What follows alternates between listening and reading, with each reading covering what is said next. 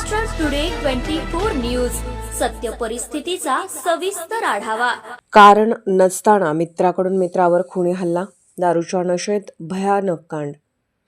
जालन्यातील कदीम पोलीस ठाण्याच्या हद्दीमध्ये असलेल्या घोगरे स्टेडियममध्ये रात्रीच्या वेळी बसले असता दोन मित्रांमध्ये नशेच्या नादात एकाने दुसऱ्यावरती काहीतरी धारदार शस्त्राने मानेवर, चेहऱ्यावर, छातीवरती वार केल्याने यामध्ये शेख इम्रान, शेख शफीक जखमी झालेल्या युवकास जालन्यातील एका खाजगी दवाखान्यात दाखल करण्यात आले।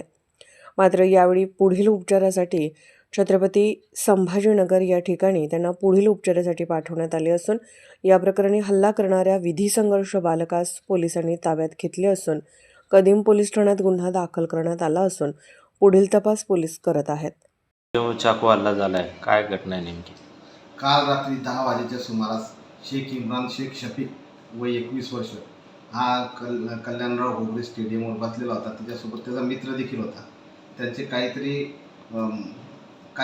काहीतरी कारणावरून त्याला त्याच्याच मित्राने जो बाल अपचारी आहे त्याने त्याला धारदार शस्त्राने गळ्यावर, डोळ्याजवळ, छातीवर वार केले।